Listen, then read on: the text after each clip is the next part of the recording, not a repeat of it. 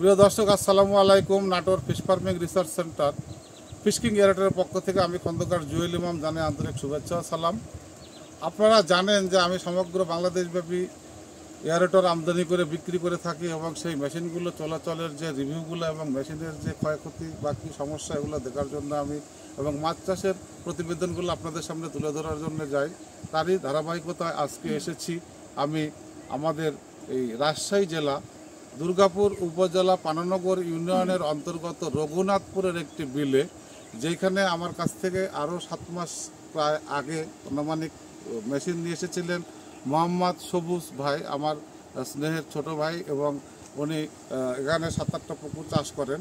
তো ওনার কাছে থেকে আমরা ওনার নাম এবং উনি এই পুকুরটা কতটুকু এবং উনি প্রত্যেকটা পুকুরে কী ধরনের মাছ সেটআপ দিচ্ছেন এবং এয়ারেশনের কী কার্যকারিতা সেটা নিয়ে আমরা ওনার সঙ্গে সামান্য একটু পরিচিত হব। তো সবুজ ভাই, আপনার মোট পুকুর কতগুলা এবং এই বিলের নামটা কি আপনি একটু বলবেন? আসসালামু আলাইকুম, আমি মোহাম্মদ সবুজ প্রামাণিক, গ্রাম রঘুনাথপুর শেখপাড়া, পানানগর ইউনিয়ন, দুর্গাপুর, রাজশাহী। জি, এখানে হচ্ছে এই পুকুরের জল আয়তন পাড়ি সহ 17 বিঘা, আর ভিতরকার জল করা আছে 14 বিঘা। 14 বিঘা। এই 14 বিঘা পুকুরে আপনি কতদিন যাবত মাছ চাষ করতেছেন এবং বর্তমানে কি ধরনের মাছ এই পুকুরে কতদিন আগে সেট আপ দিয়েছেন? 4 বছর যাবত চলছে এই পুকুরে মাছ চাষ। এবং এখানে আপনি আপনি সামনেই তাকাবেন, কি কি মাছ এখানে আপনি সেট আপ দিয়েছেন বর্তমান এখানে সময়ে? কাপ জাতীয় মাছ, প্রধানত কাতল, রুই, মৃগেল, কারবাউস, সিলভার ব্রিগেড, জাপানি গ্রাস কাপ, এই কাপ জাতীয় মাছ কি আর কি, বাংলা মাছ চাষ করা হয়েছে। এটা আপনার কত সাইজে দেওয়া ছিল এবং এখন কি সাইজ আছে বলে আপনি? এটা হচ্ছে আপনার রুই মাছ এভারেজে আপনার 700, 600, 700 এই সাইজের সেট হয়েছিল। 700 সাইজের মাছ রুই দিয়েছিলেন। কত পিস দিয়েছিলেন? আপনার 4200 পিস রুই দিয়েছিলেন 14 করে, মানে আপনি 14 বিঘা, আমাদের 33 শতকে আপনি 4200 রুই মাছ দিয়েছিলেন। মিগেল কতগুলো দিয়েছেন? মিগেল আপনার 1000 পিস। 1000 পিস মিগেল দেওয়া আছে। আর কালবয়স কি রুইয়ের সঙ্গেই আছে? রুইয়ের সঙ্গে আছে। এই 4200-এর মধ্যে কালবয়স এবং রুই আছে। আপনার তাহলে নিচের স্তরে কি শুধু মিগেল দেওয়া আছে? আর মিরর কাপ আছে, হাংরি যেটা কার্পু বলে, এটা কতটুকু দেওয়া ছিল? এটা আপনার 400 পিস। 400 পিস হাংরি দেওয়া ছিল। আর আপনার উপরের স্তরে, যেটা আমাদের পুকুরের 3টে স্তরে, লেভেল মিডিলে আপনি রুই দিলেন, নিচের স্তরে হাংরি বা আপনার কাতলা, সিলভার আর ব্রিগেড দেওয়া আছে। কাতলা আছে কতগুলো? 600 পিস কাতলা আছে। সিলভার কতগুলো আছে? 50টা, ব্রিগেড 100টা। ব্রিগেড 100টা দেওয়া আছে। গ্লাস কাপ 80টা দেওয়া আছে। এভারেজ এখন আপনার মাছের ওয়েট কত হতে পারে? আপনার এভারেজ প্রায় 1.5 এভারেজ 1.5 থেকে 1.5 এর মধ্যে আছে, কিন্তু আপনার এভারেজ সারা ছিল কত ওয়েটের? এভারেজ আপনার এভারেজ আসলে আপনার হাফ কেজি 500 থেকে 600 গ্রাম সারা ছিল। আচ্ছা, এটা আপনার এই যে 1.5 কেজিতে আসলো সারা থেকে কত দিনের মধ্যে? এটা আপনার কত, 4 মাস। 4 মাসে। তাহলে আমরা ধরে নিতে পারি যে আপনার মাছ 4 মাসে 1 কেজি ওয়েট বা 1 কেজি 200 গ্রাম, 1 কেজি 100 থেকে 200 গ্রাম প্লাস আমাদের ওয়েট এসেছে টোটাল মাছের। কিন্তু আমাদের পিছনে 3 মাস শীতকালীন সময় গেছে। এই টাইমে আপনি খাবারটা হয়তো স্লো করে দিয়েছিলেন, আপনি ধারাবাহিক খাবারটা দেননি।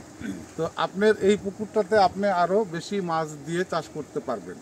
যেমন আমরা যদি আপনাকে বলি যে এই পুকুরে আপনি প্রতি শতাংশে 1000 করেও যদি পাবদা দেন, তাহলে আপনার এখানে মোটামুটি 400% আছে, 400% প্লাস আছে, প্রায় 500% একটু কম আছে।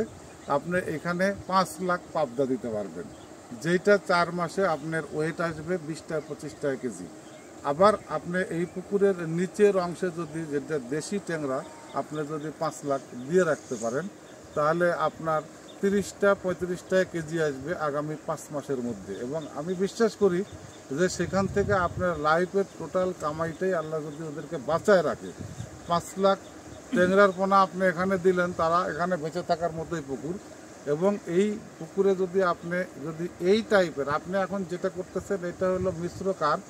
এখানে আপনার যেহেতু মাছের পরিমাণ অনেক কম দিচ্ছেন প্রতিটি স্তরে, সেইটাকে যদি আপনি আরও উত্তরোত্তর লাভজনকে নিয়ে যেতে পারেন। যেমন ট্যাংরা মাছের যে বিষয়টা, দেশি ট্যাংরা, সে হলো এই পুকুরের যত নষ্ট বর্জ্য খাবারগুলো সেগুলো খাবে, কারণ সে হলো মাটি স্তরের মাছ, মাটির মাছ।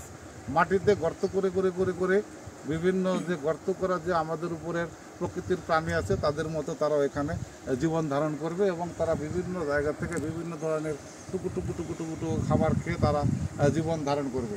তাতে হয়তো আপনার যে ডুবা খাবারগুলো দিচ্ছেন বা ভাষা খাবার দিচ্ছেন সেগুলোতেও তারা মাঝে মাঝে কিছু কিছু শখ করে হোক আর প্রয়োজনে হোক তারা টাচ করবে। তো এটা হলো আমার পরামর্শ। আর আপনি যে সিলভার মাছটা কম দিচ্ছেন, কাতলা বেশি দিচ্ছেন, সিলভার আপনি 14 বিঘা পুকুরে 4 কেজি যদি দেন তাহলে আপনি মিনিমাম 3 থেকে 4,000 সিলভার দিতে হবে, কারণ আপনার পুকুরে প্রচুর খাবার নষ্ট হয়ে আছে, যেটা আমি উপলব্ধি করলাম। এবং পুকুরে পানির স্বাস্থ্যটা হলো মাছের টোটাল আবাসন ব্যবস্থা। মাছের ওভার ফিড যদি আমরা করি তাহলে পুকুরে খাবার বাড়বে, আমাদের ফিড বেশি খাবে। আমাদের যখন পানির ভাতটা, জলভাতটা বেড়ে যাবে, জলভাতটা কিন্তু মাছের আবাসন, সে নিজেই যদি না টিকে থাকতে পারে তার গর্ভে কিন্তু মাছকে বা কোনো প্রাণীকে আশ্রয় দিয়ে তার যে অক্সিজেন প্রয়োজন আছে, ডিজলভ অক্সিজেন, দ্রবীভূত অক্সিজেন, সেইটার অনেক প্রবলেম হবে এবং পানিতে প্রচুর পরিমাণে দেখা যাবে পরজীবী ব্যাকটেরিয়া তৈরি হবে, ভাইরাস তৈরি হবে, বিভিন্ন ফাঙ্গাল তৈরি হবে, বিভিন্ন ধরনের রোগ জীবাণু মাছকে আক্রান্ত করবে। কারণ তখন পানির স্বাস্থ্য যখন খারাপ হবে তখন মাছের দেহে রক্ত সঞ্চালন কমে যাবে, মাছের যে ফুলকাগুলো আছে সেগুলা আক্রান্ত হবে, মাছের গায়ের উপরে প্রচুর পরিমাণে যে মিউকাস, এক ধরনের ফাঙ্গাল মিউকাস গায়ে প্রলেপ আকারে পড়বে।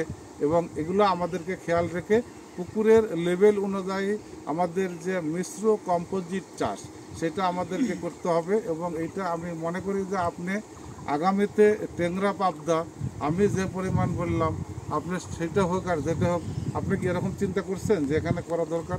অবশ্যই করা দরকার, কারণ আধুনিক প্রযুক্তির অনুযায়ী তো আগাতে যাবে। কারণ আপনাকে অবশ্যই যে একটা খাবার দিচ্ছেন সেটার বর্জ্যটা আরেকজন খাবে, তার বর্জ্যটা আরেকজন খাচ্ছে।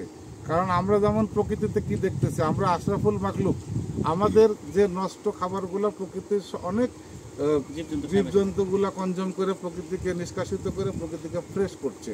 যেমন আমাদের এইখানে যে পেঁপে নষ্ট হয়ে পড়ে যাচ্ছে এগুলো কিন্তু অনেক পোকামাকড় খাচ্ছে। আমাদের কোলা যদি নষ্ট হয়, পাতা পড়তেছে, এক একটা প্রাণীর জন্য এক একটা, আমাদের জন্য যেটা সুষম খাবার এবং তাদের জন্য সেটা ওয়েস্টেজটাই তাদের জন্য সুষম খাবার। এটা আমাদেরকে চিন্তা করে আমরা মনে করি যে এই এয়ারোটর ব্যবস্থাপনার মধ্যে দিয়ে আপনি যে এই 7 মাস যাবৎ এই পুকুরে মাছ চাষ করছেন সেইটাতে আপনি কিভাবে এই এয়ারোটর ব্যবস্থাপনাকে মনে করছেন, এইটা যদি আমাদের সমগ্র বাংলাদেশের মাছ চাষিদের উদ্দেশ্যে একটু বলতেন। আসলে নিঃসন্দেহে যেহেতু রিস্ক বিহীন, কারণ আমি একজন চলে গেলাম, বাসায় নাই, আপনার এয়ারোটর দিয়ে চলে গেলাম, মাছ ভাষার কোনো টেনশন নেই যে মরা গেল, এরকম কোনো টেনশন নেই। এই এয়ারোটর না থাকলে কি ধরনের টেনশন? না থাকলে টেনশন মনে করেন যে ঘুমিয়ে হয় না, কেন যে কখন মাছ ভাসে মইলো, এরকম অবস্থা, আতঙ্কের মধ্যে। আতঙ্ক। আমি তো এর আগে দেখছি, আমি গুলশা দিয়েছিলাম, গুলশা দিয়ে আপনি মনে করেন যে পাখি খায় আমার শেষ করে ফেলছে ভাসে। আর একবার যদি ওই গুলশা পাখিয়ে দেখে তাহলে ওই পুকুরে কন্টিনিউ পাখি আসতেই থাকবে, দাওয়াত দিয়ে আনে। একবার মনে করেন যে আর বক তারাতেই আপনার শেষ হয়ে যায়, মানে এবার থেকে যাইতে তো এত কষ্ট। ওই কারণে আরো একটা দেওয়ার উদ্দেশ্য যে আমি যাতে আমি এক পিস যাতে কিছু মাছ করবো যাতে মাছ না ভাসে এবং না মরে। আগামীর মাছ চাষে যারা এয়ারোটর লাগাননি, আগামীর মাছ চাষে যারা এয়ারোটর লাগাননি তাদেরকে আপনারা কিভাবে দেখেন? এবং তারা না লাগানোর কারণে ওরা অনেক পিছিয়ে আছে, কারণ এয়ারোটর ছাড়া কোনো বিকল্প নাই। কারণ যে ওয়েদার তাপমাত্রা প্রায় 35, প্রায় 38, 42 ডিগ্রি প্রায় তাপমাত্রা, এই তাপমাত্রা আপনার এয়ারোটর ছাড়া উপায় নেই। কারণ ওদিক আপনি খাইতে দিবেন, মাছে খাবে, তাপমাত্রা বেশি, আর রাত্রিতে ওয়েদার একটু খারাপ হলে আপনি মনে করেন যে মাছ ভেসে যাবে আর মারা যাবে, এত কোনো সমস্যা নেই। আপনি মনে করেন যে আগামীর মাছ চাষে প্রতিটি চাষিকে একটু করে হলেও এয়ারোটর ব্যবস্থাপনা লাগানোর প্রয়োজন আছে বলে আপনি মনে করেন?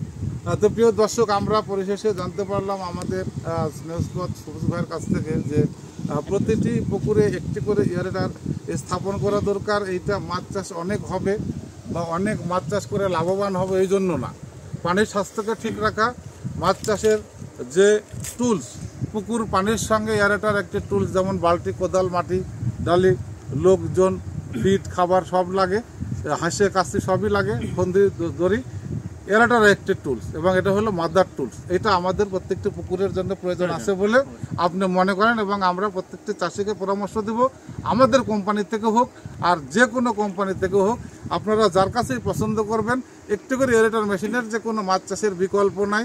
এটা আমাদের আগামীর মাছ চাষের আমরা চ্যালেঞ্জ বলে মনে করে আগামীর মাছ চাষে সকলের সুস্বাস্থ্য এবং মাছ চাষের সফলতা এবং মাছ চাষের দীর্ঘায়ু, আপনাদের জীবনের দীর্ঘায়ু এবং আপনাদের সকলের প্রতি শ্রদ্ধা রেখে সকলকে ধন্যবাদ জানিয়ে আমি আমার এই ভিডিও থেকে আজকের মতো এই রঘুনাথপুর বিল থেকে বিদায় নিচ্ছি। আবারও নতুন কোনো সবুজ ভাইয়ের মতো এই রঘুনাথপুর বিলের মতো চিত্র নিয়ে আপনাদের সামনে হাজির হব। ভালো থাকবেন সবাই। আসসালামু আলাইকুম।